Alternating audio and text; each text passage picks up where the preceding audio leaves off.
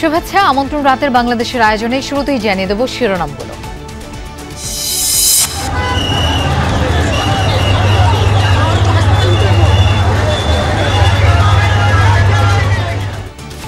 রাজধানীর করাইল বস্তির ভয়াবহ আগুন 4.5 ঘণ্টায়ও আসেনি নিয়ন্ত্রণে। শত শত ঘর ভস্মীভূত। আশপাশের সড়ক ও টিএনটি মাঠে আশ্রয় নিয়েছে বস্তিবাসী। আগুনটা আপনার লাগে মাগরিবের আজানের আগে তো বা পর দিয়া লাগে, কিন্তু ভয়াবহ আগুন। একটাই হেলিকপ্টারও যদি এই জিলাতে পানি দিত নিয়া এ পর্যন্ত আসতো না। 10-12টা রুমেই সমস্যা সমাধান হয়ে যেত গা। গণভোটের ব্যালট হবে রঙিন, টানা প্রচারণা চালাবে সরকার। উপদেষ্টা পরিষদে অধ্যাদেশ অনুমোদন। নির্বাচন সুষ্ঠু করতে পর্যবেক্ষকদের সহযোগিতা চায় ইসি। আমি অতীত নিয়ে কোনো ঘাটাঘাটি করতে চাই না। আমি অলওয়েজ সামনের দিকে তাকাতে চাই। যেসব ভোট কেন্দ্র নির্ধারণ করা হবে সেসব ভোট কেন্দ্রেই গণভোট অনুষ্ঠিত হবে। সংসদ নির্বাচনের জন্য প্রস্তুতকৃত ভোটার তালিকাই হবে গণভোটের ভোটার তালিকা। অধ্যাদেশ অনুমোদনে সাধুবাদ কয়েকটি দলের। নীতিমালা পর্যালোচনা করে মতামত দেবে বিএনপি। জটিল প্রশ্নে না ভোট জয়ের শঙ্কা অন্যদের।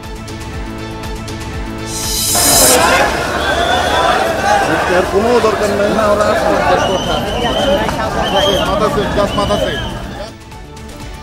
47তম বিসিএস এর লিখিত পরীক্ষা পেছানোর দাবিতে শাহবাগ সহ বিভিন্ন স্থানে বিক্ষোভ। সাভারে ঢাকা আরিচা মহাসড়ক 5 ঘণ্টা অবরোধে ভোগান্তি। এই সাভার থেকে হাইটাই পর্যন্ত আসছি, ভোগান্তি তো 100%। এই যে রাস্তাঘাট মানুষগুলো আজকে অসুস্থই পড়তেছে। দেখার কেউ নাই, সরকার আছে থাকলেও নাই।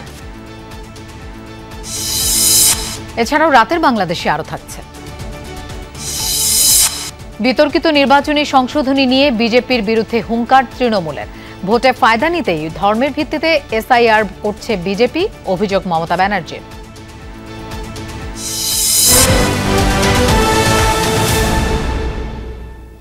এতক্ষণ শিরোনাম দেখছিলেন, আপনাদের সঙ্গে থাকছি আমি মৌসুমী আহমেদ লোপা। 4.5 ঘণ্টা পরও নিয়ন্ত্রণে আসেনি রাজধানীর মহাখালীর করাইল বস্তির আগুন।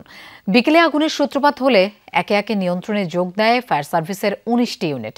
তবে সরু গলিপথ ও ঘিঞ্জি ঘরবাড়ির কারণে করাইল বস্তিতে লাগা আগুন নেভাতে বেগ পেতে হচ্ছে ফায়ার ফাইটারদের।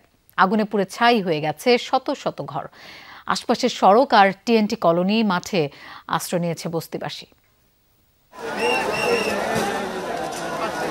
এ যেন মহাপ্রলয়। রাতের অন্ধকার ভেদ করে জ্বলছে মহাখালীর করাইল বস্তি। সূর্যাস্তের কিছুক্ষণ পরেই বস্তিতে আগুনের সূত্রপাত হয়। আতঙ্কিত হয়ে দিকবিদিক ছুটতে শুরু করেন বাসিন্দারা। ভয়াবহ আগুন এখনো জ্বলতে আছে, ফায়ার সার্ভিসও আগুন নিভাচ্ছে। এই আগুনটা যদি একটাই হেলিকপ্টারও যদি এই জিলাতে পানি দিত নিয়া এ পর্যন্ত আসতো না। খবর পেয়ে একে একে আগুন নেভাতে যোগ দেয় ফায়ার সার্ভিসের 19টি ইউনিট। নিজের ঘর ও মালামাল বাঁচাতে প্রাণপণ চেষ্টা ছিল বসবাসকারীদের। প্রচুর ক্ষয়ক্ষতি হয়েছে ভাই, বলার মতন না। আমি বাসাতে যাবার পাইছি না, আমার একটা সব শেষ হয়ে গেছে। 5 লক্ষ লোকের বসত, একটু হেল্প করেন জরুরি ভিত্তিতে। হেলিকপ্টার দিয়ে একটু পানি দিলে আমাদের সহযোগিতা হতো, একটু ভালো হতো। আগুনের ভয়াবহতা ও মাত্রা বেশি থাকার কথা জানান ফায়ার সার্ভিসের কর্মকর্তারা। ফ্লেমটা কিন্তু কমতেছে, সুতরাং এই পূর্ব এবং উত্তর দিকের ফ্লেম যদি পড়ে যায় এবং আমরা তাহলে বলতে পারি যে আমরা পুরো আগুনটাকে কনফাইন করে ফেলেছি। কনফাইন্ডের পরবর্তী স্তর যেটা আপনারা খুঁজে খুঁজে বের করতে হবে কোথায় কোথায় আগুনের সোর্স রয়েছে। এটা যখন আমরা নিশ্চিত হব তখন আমরা নিয়ন্ত্রণ দিতে। একটু সময় লাগছে কারণ বুঝতে পারছেন যে সীমাবদ্ধতা প্রচুর। এর আগে গত 22 ফেব্রুয়ারি রাতে বস্তিটিতে আগুন লেগেছিল। সে দফায় ফায়ার সার্ভিসের 10টি ইউনিট আগুন নিয়ন্ত্রণে আনে। সে সময় পুড়েছিল 61টি ঘর। তার 2 মাস আগে 2024 সালের 18 ডিসেম্বরও করাইল বস্তিতে লেগেছিল আগুন। রাহিম সারোয়ার, যমুনা নিউজ, ঢাকা। রাজধানীর করাইল বস্তির আগুনের খবর কভার করছেন আমাদের সহকর্মী তানভীর সিদ্দিক টিপু। আমরা তার কাছে যাচ্ছি। টিপু, 4.5 ঘণ্টা পার হয়ে গেল, এখনো জ্বলছে আগুন। আগুন কি এক জায়গায় আনতে পেরেছেন ফায়ার ফাইটাররা, নাকি এখনো ছড়িয়ে যাচ্ছে অন্য জায়গায়?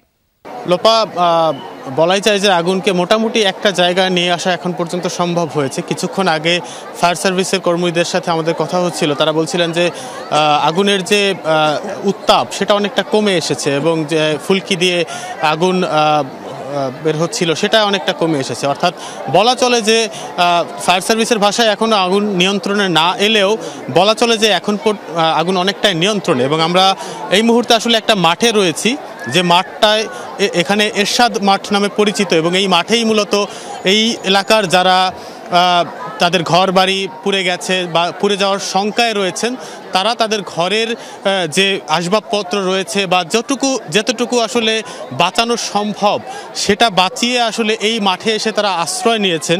এবং মূলত আপনি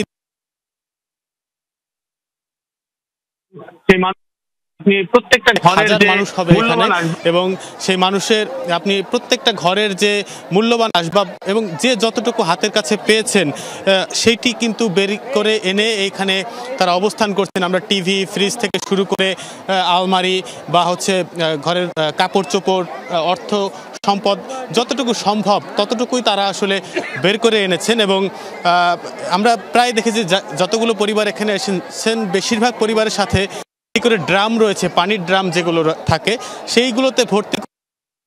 এলাকায় কিন্তু বলা যায় প্রায় প্রতি বছরই এই যে আগুনের ঘটনা সেটি ঘটে থাকে, ফলে এই পুড়ে যাওয়ার যে শঙ্কায় সবসময় তারা থাকেন এবং এই পুড়ে যাওয়ার থেকে কিভাবে নিজেকে বাঁচাতে হয় সেটা কিন্তু অনেকটাই এখানকার মানুষ কেউ রক্ত করে ফেলেছেন। তারাই আসলে এখানে এসে জড়ো হতে পেরেছেন এবং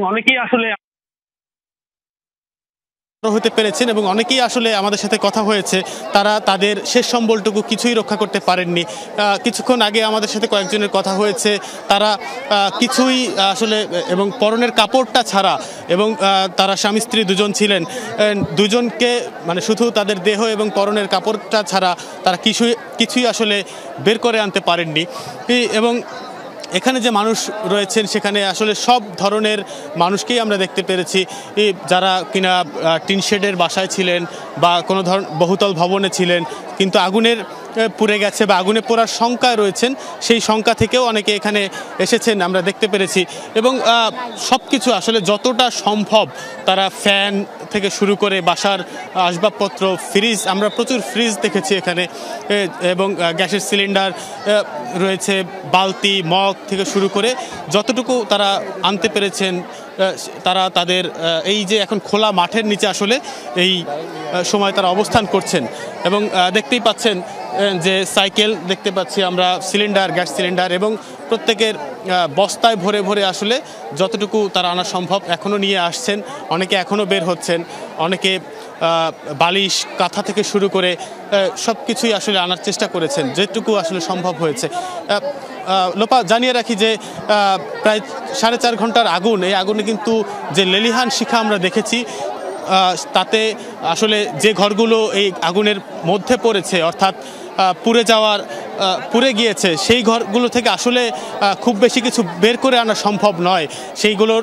এবং আমরা অনেককে দেখেছি সেই ঘরগুলো থেকেও আগুন যখন একটু নিভে এসেছে, একটু কমে এসেছে, সেই ঘরগুলোর উপরে উঠে তারা সেগুলো ভেঙেছেন, সেগুলো ভিতর থেকে আগুন নিভিয়ে তারা সেগুলো সেই ভিতর থেকে যদি কোনো ধ্বংসাবশেষ পাওয়া যায়, যদি কোনো কিছু তারা বের করে আনতে পারেন সেই চেষ্টাটি তারা করেছেন। আমরা এখানে দেখছি এই মুহূর্তে যে রেড ক্রিসেন্টের যারা সদস্য রয়েছেন, স্বেচ্ছাসেবক রয়েছেন, এই মাঠে কিন্তু তারা এসেছেন এবং এই মাঠে যারা অবস্থান নিয়েছেন তাদেরকে সহযোগিতা করার চেষ্টা, যাতে পানীয়ের ব্যবস্থা করছেন। এবং দেখতেই পাচ্ছেন যে ঘরের ম্যাট্রেস থেকে শুরু করে সবকিছুই আসলে এই মানুষগুলো নিয়ে আসার চেষ্টা করেছেন। যদিও সবাই আসলে আনতে পারেননি, অনেকেই আছেন যারা আসলে ঘর থেকে বের করতে পারেননি তারা।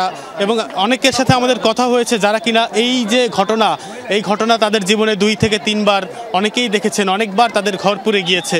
ফলে সেই ঘর পোড়ার যে স্মৃতি সেটি এখনও মনে রয়েছে এবং আরো একবার তাদের ঘর পুড়ল ও সেই বেদনা নিয়ে এখন তারা চলছেন। এবং কয়েকজনের সাথে করাইল বস্তিতে এরকম আগুন কিন্তু মানে প্রতি বছরই লাগে, আপনিও বলছিলেন, আমরাও জানি। আপনি তো বলছেন যে যারা যারা পেরেছেন তাদের জিনিসপত্র এনে খোলা মাঠে রাখার চেষ্টা করেছেন যতটুকু পেরেছেন, যারা পারেনি তো পারেননি, কিন্তু অনেকটা সময় পেরিয়ে গেছে। হতাহতের কোনো খবর পেয়েছেন কিনা, অথবা আমরা দেখেছি যে উৎসুক জনতার কারণে ফায়ার ফাইটাররা আগুন নিয়ন্ত্রণে আনতে বেগ পেতে হচ্ছে, এই উৎসুক জনতাদেরকে সরিয়ে দেওয়া সম্ভব হয়েছে কিনা? স্বেচ্ছাসেবকরাও তো ওখানে আছেন এখন।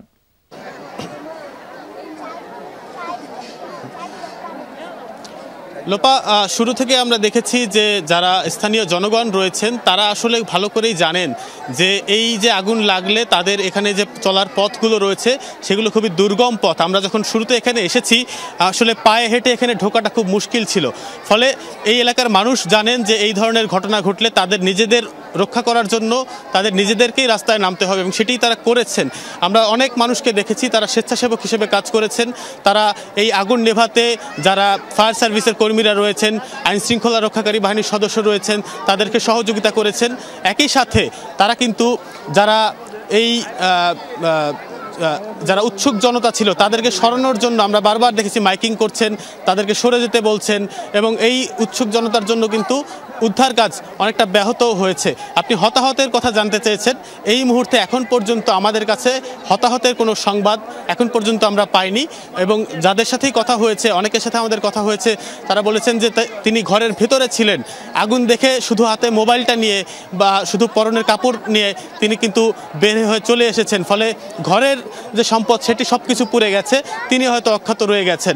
এরকম অজস্র ঘটনা আমাদের আশপাশে রয়েছে, এবং এই যে মাঠে আমরা এই মুহূর্তে অবস্থান করছি সেটি কিন্তু তার একটা জ্বলন্ত উদাহরণ, যেখানে আসলে এই মানুষগুলো এই মুহূর্তে জড়ো হয়েছেন। লোপা, টিপু, আপনি খবর সংগ্রহ করতে থাকুন, প্রয়োজনে আমরা আবারও আপনার কাছে ফিরবো। ধন্যবাদ আমাদের সাথে এই মুহূর্তে যোগ দেওয়ার জন্য। শাহজালাল আন্তর্জাতিক বিমানবন্দরের কার্গো ভিলেজে আগুন লাগে বৈদ্যুতিক শর্ট সার্কিট থেকে। অগ্নিকাণ্ডের কারণ অনুসন্ধানে গঠিত তদন্ত কমিটির রিপোর্টে উঠে এসেছে এই তথ্য। প্রধান উপদেষ্টার কাছে তদন্ত প্রতিবেদন জমা দিয়েছে কমিটি। প্রেস সচিব জানান, 2013 সালের পর বিমানবন্দরে এটি 7ম আগুনের ঘটনা।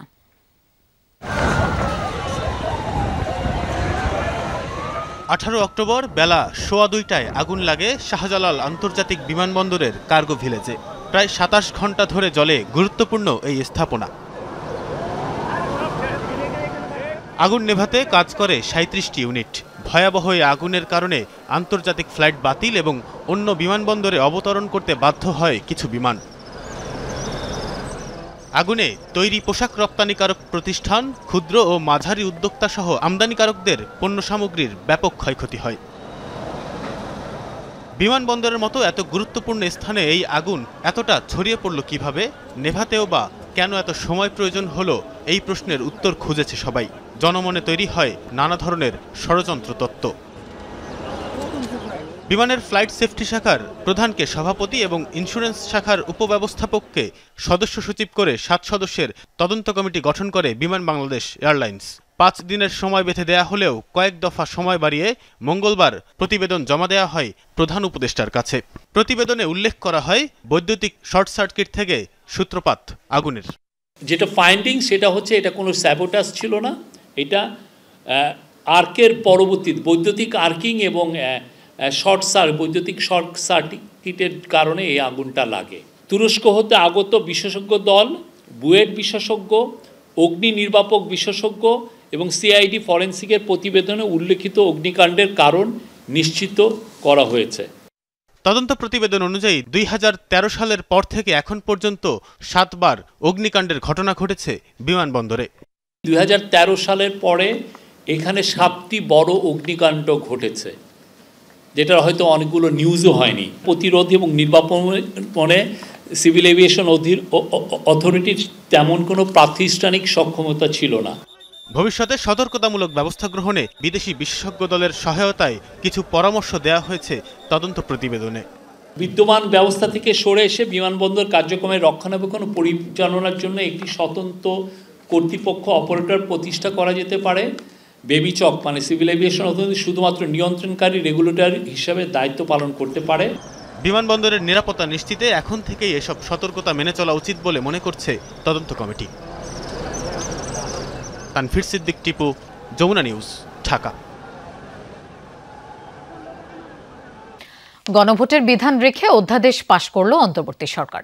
ফলে সংসদ নির্বাচনের দিনই হচ্ছে বহুল আলোচিত গণভোট। আইন উপদেষ্টা আসিফ নজরুল জানিয়েছেন 4টি প্রশ্নের জন্য উত্তরের সুযোগ থাকছে মাত্র একটি।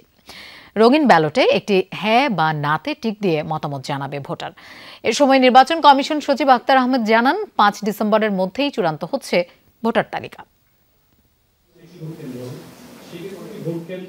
কাঙ্ক্ষিত জুলাই সনদ বাস্তবায়নে জাতীয় নির্বাচনের দিনেই গণভোটের আয়োজন করেছে অন্তর্বর্তী সরকার। মঙ্গলবার যমুনায় যার অধ্যাদেশ অনুমোদন করেছে উপদেষ্টা পরিষদ।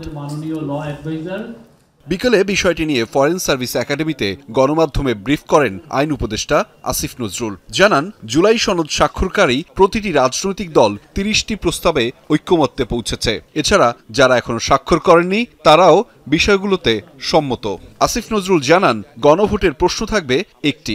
নিচে কোন কোন ক্ষেত্রে জুলাই সনদের গণভোট চাওয়া হচ্ছে তা নিয়ে 4টি প্রস্তাব থাকবে। একটি মাত্র প্রশ্ন থাকবে। প্রশ্নটা হচ্ছে, আপনি জুলাই জাতীয় সনদ সংবিধান সংস্কার বাস্তবায়ন আদেশ 2025 এবং জুলাই সনদে লিপিবদ্ধ সংবিধান সংস্কার সম্পর্কিত নিম্নলিখিত প্রস্তাব সমূহের প্রতি আপনার সম্মতি জ্ঞাপন করিতেছেন। তারপর সেখানে হ্যাঁ এবং না 2টা বক্স থাকবে।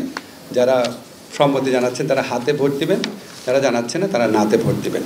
গ্রহণ পদ্ধতি, ভোটার আসা যাওয়া ও গণনা জাতীয় সংসদ নির্বাচনের মতোই হবে। ভোট গ্রহণে কোনো কেন্দ্রে ঝামেলা হলে অধিকাংশ ক্ষেত্রে যে ভোট পড়বে তা বিবেচনা করে পুনরায় ভোট হবে কিনা তা নির্ধারণ করা হবে। আগামী জাতীয় সংসদ নির্বাচনের জন্য যেসব ভোট কেন্দ্র নির্ধারণ করা হবে সেসব ভোট কেন্দ্রেই গণভোট অনুষ্ঠিত হবে। সংসদ নির্বাচনের জন্য প্রস্তুতকৃত ভোটার তালিকাই হবে গণভোটের ভোটার তালিকা। সংসদ নির্বাচনে ভোট গ্রহণের সময়ই হবে গণভোট গ্রহণের সময়। গণভোটের ব্যালটটা হবে ভিন্ন কালারের, যাতে কেউ কনফিউজ না হয়। ব্রিফিংয়ে নির্বাচন কমিশনের সচিব আক্তার আহমেদ বলেন, 5 ডিসেম্বরের মধ্যেই চূড়ান্ত ভোটার তালিকা প্রস্তুত হয়ে যাবে। 10টি জোনাল অফিসের মাধ্যমে আগে নির্বাচনী সরঞ্জাম পাঠানো হবে। দেশে যারা নির্বাচনী দায়িত্ব পালন করবেন তারাও পোস্টাল ব্যালটে ভোট দিতে পারবেন। ডিসেম্বরের 5 তারিখের ভিতরে আমাদের ভোটার তালিকা কমপ্লিট হয়ে যাবে, ঠিক হয়ে যাবে। তার মানে আমরা 5 তারিখের আগেই যে ভোটার তালিকাটা পাবো সেই তালিকা অনুযায়ী আমরা নির্বাচনের এগিয়ে যাব। ব্যালট বক্স, লক, সিল, গালা, আপনার কালি, ক্রমাগতভাবে আস্তে আস্তে আমরা বিভিন্ন জায়গায় এটা পৌঁছে দেবো, যাতে শেষের দিকে যে চাপটা না পড়ে। সবাই যেন গণভোটের ব্যাপারে জানতে পারেন সেজন্য 3 মাস ব্যাপী প্রচারণা চালাবে সরকার। আরপিও অনুযায়ী যে 4 পেশার ব্যক্তিরা ভোট দিতে পারবেন তাদের মধ্যে সংবাদকর্মীরা নেই। 8টা ভাগে রিজিয়নে ভাগ করে আমরা আস্তে আস্তে এগিয়ে যাচ্ছি। প্রবাসীদের কাছেও এই আপনার গণভোটের ব্যালট একই ইনভেলপে পাঠানো হবে। একটা হচ্ছে যে পার্লামেন্টারি ইলেকশনের জন্য, জাতীয় সংসদ নির্বাচনের জন্য ব্যালট পেপার, পাশাপাশি সাথে একই ইনভেলপে এটা গোনার সময় জিনিসটা আলাদা করে নেওয়া হবে। ব্রিফিংয়ে জানানো হয়, ভারতের প্রবাসীরা নির্বাচন পদ্ধতিতে অংশগ্রহণ করতে চাইলে অ্যাপের মাধ্যমে নিবন্ধন করে ভোট দিতে পারবেন। ভারতের প্রবাসীরা, আপনি তো ভারতের প্রবাসী কয়েকজনের ব্যাপারে জানতে চাচ্ছেন। যাই হোক, এটা ইলেকশন কমিশন দেখবে। আমার মনে হয় না ওনারা ভোট দিতে নিবন্ধিত হবেন। আহমেদ রেজা, যমুনা নিউজ, ঢাকা। কোনো রাজনৈতিক দলের কর্মী কিংবা সমর্থকদের কোনোভাবেই নির্বাচনী পর্যবেক্ষক হিসেবে নিয়োগ দেওয়া যাবে না বলে পর্যবেক্ষক সংস্থাগুলোকে সতর্ক করে দিয়েছেন প্রধান নির্বাচন কমিশনার। সকালে নির্বাচন কমিশন সচিবালয়ে পর্যবেক্ষক সংস্থার প্রতিনিধিদের সাথে সংলাপে একথা বলেন তিনি। বিকেলে সিএসসির সাথে বৈঠক করে বিএনপির একটি প্রতিনিধি দল। পরে দলটির স্থায়ী কমিটির সদস্য নজরুল ইসলাম খান জানান, প্রবাসী ভোটার নিবন্ধনে সময় বাড়ানোর প্রস্তাব দেওয়া হয়েছে। ত্রয়োদশ জাতীয় নির্বাচন সামনে রেখে নির্বাচনী পর্যবেক্ষক সংস্থার প্রতিনিধিদের সঙ্গে ইসির সংলাপ। সকাল ও বিকেলের 2 পর্বে মোট 81টি সংস্থার প্রতিনিধিদের সাথে আলোচনা করে কমিশন। আপনাদেরকে খুব আন্তরিক ধন্যবাদ জানাই। সংলাপে প্রধান নির্বাচন কমিশনার বলেন, জাতিকে একটি গ্রহণযোগ্য নির্বাচন উপহার দিতে প্রতিশ্রুতিবদ্ধ কমিশন। তাই নির্বাচন পর্যবেক্ষক সহ সকলের সহযোগিতা চান সিইসি। দেখলাম যে এখানে অনেক পুরনো সংগঠন সংস্থা আছেন যারা ইলেকশন অবজারভারের দায়িত্ব পালন করেছেন। আমি অতীত নিয়ে কোনো ঘাটাঘাটি করতে চাই না। আমি অলওয়েজ সামনের দিকে তাকাতে চাই। অতীতে ভুলভ্রান্তি আমাদের অনেক হয়েছে, এটা হতে পারে, নানা কারণে হতে পারে। Let us forget about it, rather we should take lessons from the past. এখান থেকে শিক্ষা নিয়ে আমরা সামনে এগোতে চাই। এ সময় নির্বাচন কমিশনার আবুল ফজল মোহাম্মদ সানাউল্লাহ বলেন, আগামী নির্বাচন হবে বাংলাদেশের ইতিহাসে সবচেয়ে স্বচ্ছ ও গ্রহণযোগ্য। এক্ষেত্রে কেউ বিঘ্ন ঘটালে কমিশন ছাড় দেবে না বলে সাফ জানিয়ে দেন তিনি। সবচেয়ে স্বচ্ছ নির্বাচন হতে যাচ্ছে 2026 সালে, নিশ্চিত থাকেন। এবং এই স্বচ্ছতার ব্যত্যয় যারা ঘটাবে তাদেরকে নির্বাচন কমিশন ন্যূনতম ছাড় দিবে না, এই ব্যাপারে নিশ্চিত থাকেন। নির্বাচন কমিশন স্বচ্ছ থাকবে, নির্বাচন কমিশনের চেনে যারা কাজ করবে তারা স্বচ্ছ থাকবে। পর্যবেক্ষকরা যাতে নির্বিঘ্নে কাজ করতে পারেন সেই পরিবেশ নিশ্চিত করতে কমিশনের প্রতি আহ্বান জানান পর্যবেক্ষক সংস্থার প্রতিনিধিরা। আমাদের কাজ হলো 3 দিন ব্যাপী, ভোটের আগের দিন, ভোটের দিন, তারপর দিন। কিন্তু তার আগেও আমরা চাইলে, কমিশন যদি চায়, তাদেরকে সহায়তা করতে প্রস্তুত। যদি কোনো প্রশিক্ষণ ম্যানুয়াল আপনাদের থেকে থাকে, এটাও যদি দিয়ে দেওয়া যায়, তাহলে কিন্তু আমরা নিজেদের মধ্যে ইনহাউস আমরা প্রশিক্ষণ নিতে পারবো। বিকেলে সিইসির সাথে বৈঠক করতে নির্বাচন ভবনে যান বিএনপির একটি প্রতিনিধি দল, যার নেতৃত্বে ছিলেন দলের স্থায়ী কমিটির সদস্য নজরুল ইসলাম খান। তিনি জানান, যেসব দেশে প্রবাসীদের ভোটার হিসেবে নিবন্ধনের সুযোগ কঠিন, সেখানে সময় বাড়ানোর অনুরোধ করেছে বিএনপি। একই সাথে পাসপোর্টকে জাতীয় পরিচয়পত্রের বিকল্প হিসেবে ব্যবহারের পরামর্শও দেওয়া হয়। যেসব দেশে প্রবাসী বাংলাদেশিদের সংখ্যা বেশি, যেখানে যোগাযোগ ব্যবস্থা বা যাতায়াত ব্যবস্থা সমস্যা আছে, যেখানে তাদের নিবন্ধিত হওয়ার সুযোগ কঠিন, সেই সব জায়গায় নিবন্ধনের সময় বাড়ানোর জন্য আমরা আমাদের দলের পক্ষ থেকে অনুরোধ করেছি। লটারির মাধ্যমে পুলিশ সুপারদের বদলির বিষয়ে একটি বিশেষ রাজনৈতিক দলের দাবি থাকলেও তা কতটা যৌক্তিক, এ নিয়ে প্রশ্ন তোলেন বিএনপির এই নেতা। আমাদের একটা বিশেষ রাজনৈতিক দল এটা দাবি করেছে। তানফির মৌসুম, যমুনা নিউজ, ঢাকা। দেশে নির্বাচনের আবহ সৃষ্টি হয়েছে, ভোট ব্যাহত হওয়ার কোনো শঙ্কা নেই। ঠাকুরগাঁওয়ে এমন কথা বলেছেন বিএনপি মহাসচিব মির্জা ফখরুল ইসলাম আলমগীর। দুপুরে জেলা আইনজীবী সমিতির হলরুমে আইনজীবীদের সাথে মতবিনিময় সভায় অংশ নেন তিনি। বিএনপি মহাসচিব বলেন, দেশের আইনশৃঙ্খলা পরিস্থিতি যথেষ্ট ভালো রয়েছে। বেশিরভাগ রাজনৈতিক দল তাদের প্রার্থী ঘোষণা করেছে। আগামী বছরের ফেব্রুয়ারির প্রথম সপ্তাহ অথবা মধ্যবর্তী সময়ে নির্বাচনের দিন ঘোষণা হবে বলে আশাবাদী বিএনপি। মির্জা ফখরুল আরও বলেন, বিএনপি একটি বড় রাজনৈতিক দল, তাই একটি আসনে নির্বাচন করতে আগ্রহী একাধিক প্রার্থী থাকতেই পারে। আমরা অত্যন্ত আশাবাদী যে কোনো রকম ঝামেলা ছাড়াই 26 ফেব্রুয়ারির প্রথম দিকে বা মধ্যবর্তী সময়ে নির্বাচন অনুষ্ঠিত হবে। আইনশৃঙ্খলা পরিস্থিতির বিষয়ে আমি মনে করি যে যথেষ্ট উপযোগী আছে, ভালো আছে, কারণ এখন আর এমন কোনো পরিস্থিতি নাই যেখানে আপনার নির্বাচন ব্যাহত হবে। গণভোট অধ্যাদেশ পাশ হওয়ায় সরকারকে সাধুবাদ জানিয়েছে বিভিন্ন রাজনৈতিক দল। নীতিমালা পর্যালোচনা করে বিএনপি তাদের দলীয় মতামত জানাবে বলে জানিয়েছেন সিনিয়র যুগ্ম মহাসচিব রুহুল কবির রিজভী। আর বিপ্লবী ওয়ার্কার্স পার্টির সাইফুল হক বলেছেন, গণভোটের প্রশ্নমালা জটিল থাকলে না ভোট জয়ী হওয়ার ঝুঁকি তৈরি হবে। রাজধানীতে আলাদা অনুষ্ঠানে তারা এসব কথা বলেন। সংসদ নির্বাচনের দিনই হচ্ছে গণভোট, আর এই গণভোটের আয়োজন করতেই অধ্যাদেশ পাশ করেছে উপদেষ্টা পরিষদ, যার মাধ্যমে গণভোট নিয়ে চলা নানা রকম অনিশ্চয়তা দূর হয়েছে বলে মনে করেন রাজনীতিবিদরা। একই সাথে জাতীয় প্রেস ক্লাবে এক অনুষ্ঠানে বিপ্লবী ওয়ার্কার্স পার্টির সাইফুল হক অধ্যাদেশ পাশ করায় সরকারকে ধন্যবাদ জানান। তবে গণভোটের প্রশ্নমালা নিয়ে প্রশ্ন তুলেছেন তিনি। নিশ্চয়ই এটাকে আমরা স্বাগত জানাই, কিন্তু গণভোটের নীতিমালা কি আছে সেটা যেমন দেখবার প্রশ্ন আছে, কিন্তু একই সাথে বিষয়গুলোকে যেভাবে হাজির করা হয়েছে এটা যথেষ্ট জটিলতা ইতিমধ্যে তৈরি করেছে। গণভোট না সূচক হবে এরকম বিপজ্জনক জায়গায় কেউ আমরা নিশ্চয়ই যেতে চাই না, কিন্তু প্রশ্ন উত্থাপনের ধরনের জন্য যেভাবে ভাগ করা হয়েছে তাতে না যদি জয়যুক্ত হয়, এটা আমাদের অভ্যুত্থান, আমাদের জুলাই সনদ এবং আমাদের গণভোট সবটা একটা বিপর্যয়ের মধ্যে পড়বার ঝুঁকি আছে।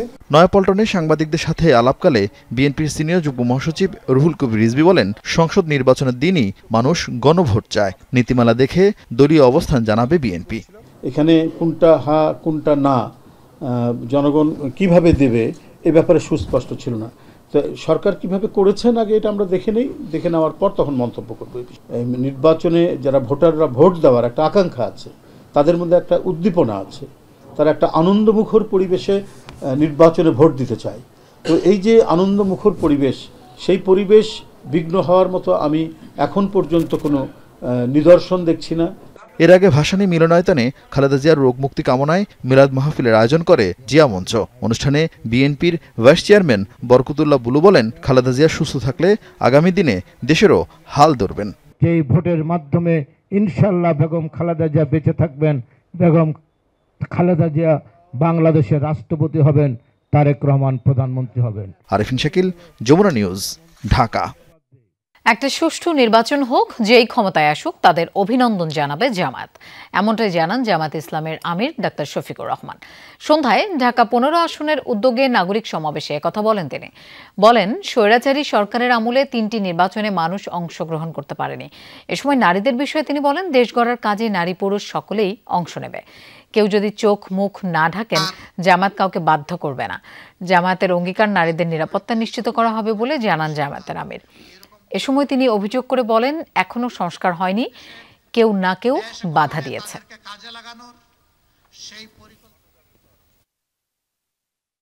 একটা সুষ্ঠু নির্বাচন হোক, এই নির্বাচনের মধ্য দিয়ে যে দল আসবে আমরা তাদেরকে অভিনন্দন জানাবো।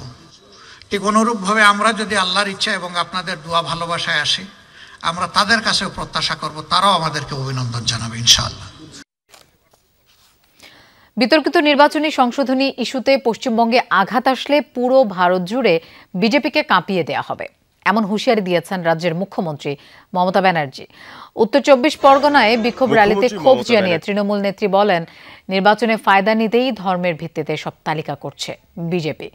ফাঁদে ফেলে ভারতীয়দের বাংলাদেশি সার্টিফিকেট দেওয়ার অভিযোগও করেন মমতা ব্যানার্জি।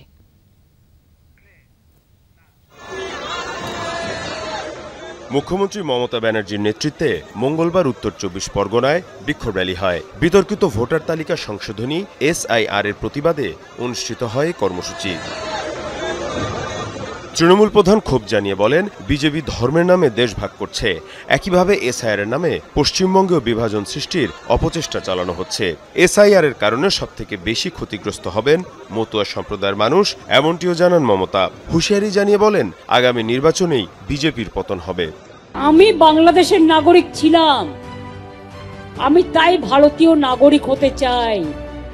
এটা চ্যালেঞ্জ করলে আপনি যে অবৈধ সেটা তো প্রমাণ করে দেবে। 4টে ইলেকশন বাউন্ড স্টেট আছে, বাংলায় হবে, কারণ আপনাকে জোর করে বাংলা দখল নিতে হবে, মানুষ তো আপনাকে দেবে না। তাহলে কি করতে হবে? রক্তচক্ষু দেখাতে হবে।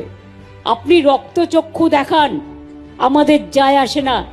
এর আগে SIR এর সাথে সম্পৃক্ত কর্মকর্তারা বিক্ষোভ করেন পশ্চিমবঙ্গের প্রধান নির্বাচন কমিশনারের কার্যালয়ের সামনে।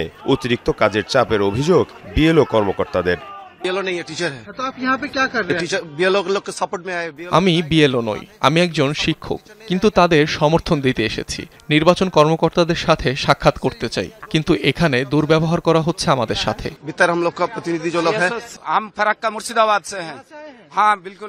মুর্শিদাবাদ থেকে এসেছি। সাধারণত পশ্চিমবঙ্গে SIR প্রক্রিয়া শেষ করতে 2 বছর লাগে। বিহারে কোটি ভোটারকে তালিকা থেকে বাদ দেয়া হচ্ছে, এখানেও এই ষড়যন্ত্র হয়েছে। যথাযোগ্য জবাব না পাওয়া পর্যন্ত আন্দোলন চলবে। যারা ওইখানে 6 জন বসে আছে, কেউ BLO নেই। হ্যাঁ, একটু পরে সোশ্যাল মিডিয়াতে ভাইপোর সঙ্গে ওদের ছবি পোস্ট করবো, দেখে নেবেন। আপনাদের এসব ছাড়ুন, কোনো BLO চাপে নেই। মমতা ব্যানার্জি, যদি কোনো চাপ থাকে সেটা মমতা ব্যানার্জির জন্য। আসন্ন রাজ্যসভা নির্বাচনকে সামনে রেখে বিহারের পর এখন পশ্চিমবঙ্গে চলছে বিতর্কিত ভোটার তালিকা সংশোধনী প্রক্রিয়া। গেল 4 নভেম্বর এ কার্যক্রম শুরুর পর থেকে উত্তপ্ত রাজ্যের রাজনীতি। 7,65,00,000 ভোটারের দাঁড়ে দাঁড়ে গিয়ে ফর্ম দেওয়ার জন্য 1,53,000 কর্মকর্তাকে বেঁধে দেওয়া হয়েছে মাত্র 1 মাস সময়। মীর মুশফিকা হাসান, যমুনা নিউজ। 47তম BCS-এর লিখিত পরীক্ষার তারিখ পেছানোর দাবিতে আন্দোলনরত শিক্ষার্থীদের সাথে পুলিশের সংঘর্ষ হয়েছে। সন্ধ্যার পরও কয়েক দফায় ধাওয়া পাল্টা ধাওয়া চলে দুই পক্ষের মাঝে। এতে উভয় পক্ষেই কয়েকজন আহত হন।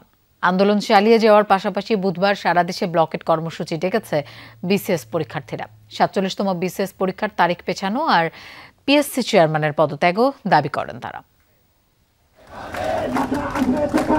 আগের বিসিএসে লিখিত পরীক্ষার জন্য 6 মাস থেকে 1 বছরের সময় পেতেন পরীক্ষার্থীরা, কিন্তু এবার সময় দেয়া হয়েছে 2 মাসেরও কম। যৌক্তিক সময়ের দাবিতে প্রায় 1.5 মাস ধরে চলা এই আন্দোলনে মঙ্গলবার বিকেলে 2 ঘন্টা আলটিমেটাম দেয় পরীক্ষার্থীরা। দেয়া হয় গায়ে কেরোসিন ঢেলে আত্মাহুতির ঘোষণা। যদি আমার আত্মহত্যা দিই ভাই, আমার লাশ আমার পরিবারের কাছে দেওয়ার দরকার নাই, তোমরা আমার লাশ নিয়ে আন্দোলন করবা। তো আমার ভাইরা যখন আমার সামনে নিজের গায়ে আগুন জ্বালাতে চাই, আমি চাই যে তাদের গায়ে আগুন জ্বালানোর আগে আমার যেই পদকগুলো ছিল সেই পদকগুলোতে আগুন জ্বালিয়ে দেওয়ার জন্য। শুধু ঢাকায় নয়, 47তম বিসিএস এর লিখিত পরীক্ষা পেছানোর দাবিতে ঢাকা আরিচা মহাসড়ক 7 ঘন্টা অবরোধ করে বিক্ষোভ করেন জাহাঙ্গীরনগর বিশ্ববিদ্যালয়ের শিক্ষার্থীরাও। তারা কোনো ধরনের আমাদের সাথে বসেনি, আমাদের সাথে কথা বলেনি। মনে হচ্ছে যে আমরা তাদের একটা খেলনার পুতুল এইরকম করে আমাদের ট্রিট করতেছে। বিকেলে শাহবাগ থানার সামনে ব্যারিকেড ভেঙে যমুনা অভিমুখে যেতে নিলে পরীক্ষার্থীদের উপর জলকামান ও সাউন্ড গ্রেনেড নিক্ষেপ করে পুলিশ। মুহূর্তেই শাহবাগ এলাকা পরিণত হয় রণক্ষেত্রে।